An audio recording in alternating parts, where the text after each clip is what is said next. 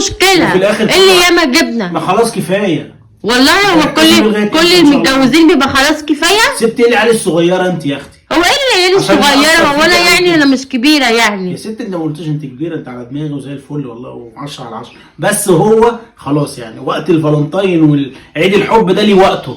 سيب العيال. والله ليه وقته، يعني معنى كده بقى ان انت ما بقتش تحبني؟ ويعني انا بحبك بالدباديب يعني هو الدباديب تخرجني والفالنتين تجيب لي هديه. طب ما انا تعمل لي مفاجاه، انما هتوديني اقضي اليوم عند ماما؟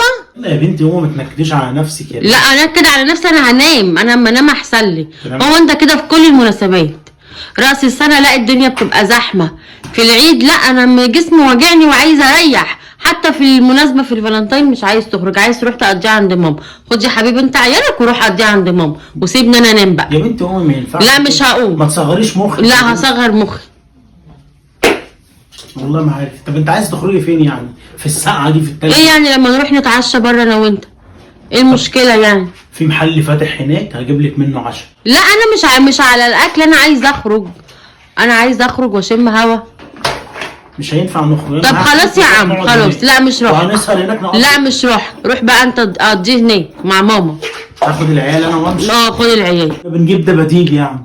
كنا من 10 12 سنه كده. يا بنتي انت انما دلوقتي لا، لازم كل سنه انا اللي افكرك. انت فرحتك دلوقتي لما اخش عليكي بشكاره رز. لا والله ليه ان شاء الله؟ علبة ليه ست كبيره يعني؟ مش ست كبيره، هو ده ايه؟ هي دي حياتك طب دلوقتي. خلاص يا عم. وزمن غيرك. هو ايه اللي زمنك وزمن غيرك؟ انا لسه صغيره على فكره. انت صغيره ماشي، سيبي الحاجات دي للمخطوبين. للناس اللي بيحبوا بعض لسه. يعني ايه الناس اللي بيحبوا بعض لسه؟ يعني مش فاهمه. لسه ما اتخطبوش يعني اللي هو يعني بعد الجواز الناس ما بتحبش بعض، اللي هم لسه قريبين. طب خلاص يا عم خلاص، يلا اطفي النور بقى عشان عايزه انام. طب نامي انت ناوياها.